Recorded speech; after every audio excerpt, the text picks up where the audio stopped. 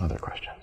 So Yes. people who are working on the different sports and like do several of the different sports, do they do one sport and teach the behaviors and then say, I titled in that sport, and then do the next sport and teach the behaviors, or are they teaching? So that's usually how it starts for people, right? So the issue with, like, I'm a big proponent of kind of cross-training and multi-sport stuff for people that have been training for a little bit. Usually when people are starting to train, I say stick with one to start with, because it's not just the dog training portion of it, it's kind of understanding the subtleties of that sport, right? And so there are behaviors in different sports that are the same behavior, more or less, but they're judged differently, right? So the precision versus the speed versus where the emphasis is slightly different. So my dog may do a front in multiple sports, but it's judged differently in each of them. So in AKC, they don't care how fast your dog is on the recall, they just care how precise they are. And they will tolerate 0 imprecision. But if your dog jogs over on the recall, trots over, and that's fine. If your dog trots back to you in Schutzhund or IPO, you're dead in the water. Like, they're gonna hammer you for that. They want the dog going as fast as they can go. And they want precision too. In ring, there's a straight up time limit. So they don't care if your dog walks, crawls, runs, whatever. If he gets back to you in 30 seconds from the long recalls and 10 seconds from the short recalls, he got there. They don't measure it. They don't measure if he sits straight or crooked. Did he get back to you, and did he stay there? Yay, he did it, right? And so the emphasis after the initial teaching is different from sport to sport, and there are conflicts between certain sports. There's one sport that wants it one way, another sport that wants it another way, and if you try to do both, you create problems, right, for your dog. It's hard to have a dog that's super fast and super precise. And so those two things are kind of competing against each other. So the sports that like a lot of intensity and speed and animation tend to tolerate a little bit more sloppiness than the sports that are gonna say, I don't care how fast the dog does it, I care that they do it absolutely correctly.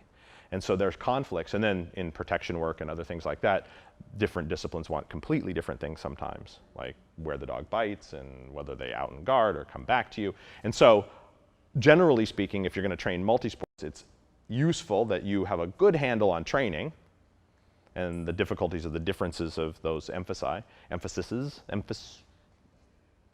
don't think it's a word. Emphases. Emphases, right? The emphasis is on the wrong syllable. And so you have an understanding of the training part, but you also have an understanding of the nuances of the sport and how it's judged. And usually when people are starting, that's too much. Like, you're learning a new sport, just the rules of the new sport are gonna be a big thing for you. Like, French ring has very specific handling rules that are unique to French ring. No other sport's like it. And in French ring, if you say your dog's name before this command, you'll lose points. You must say your name before this command. Like, they have different rules for every little tiny piece of it. Like, if your dog's touching your foot when you start an exercise, you lose the exercise, right? If you're standing even with their shoulder instead of slightly behind their shoulder, blah, blah, blah, blah. There's a zillion of these things, right? And so, but no other sport has the same rules.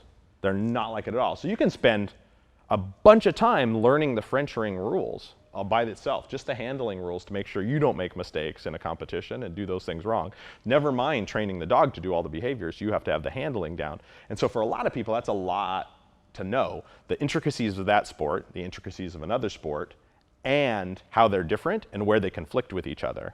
And so in the beginning, what I recommend for people is focus a little bit on one until you get a little comfortable, and then start exploring and experimenting with the other stuff. That's sort of how it happened for me. And then as you get more and more comfortable with all the sports and the differences, then you can have a training plan from the ground up where you don't create problems switching back and forth.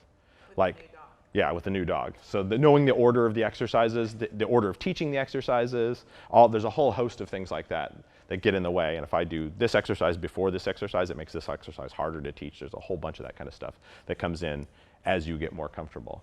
And I love people doing a lot of things with their dogs. And then there are certain types of sports and things like that that would have no conflict with the others, right? So you can do dock diving and fly ball and not have it affect your obedience, right? Those are their fun activities that don't have any parallels with the other. And so that's not gonna mess with it. But if you're doing obedience like an AKC style and you intend to do Schutzhund, your dog's going to get points for not being fast enough and animated enough. And vice versa. Your Schutzhund dog is probably going to lose points in AKC for being too pushy in the heeling, crowding you a little bit, those kinds of things. There's a whole host of little things like that that are going to eat you up in there. So some of the sports don't conflict with each other. Generally speaking, I think the more different things you do with your dog, and the more different sports you get into, and the more different disciplines, the better trainer you are. You start to go, oh, look at that. I thought I trained it this way, but some subtle changes in how I train this will be better for this sport versus this sport, and why that is, and where motivation, too much motivation is and not enough motivation. All those things that make us better dog trainers are inherent in not getting stuck in one discipline only. But in the beginning, it can be a little overwhelming for people, I think.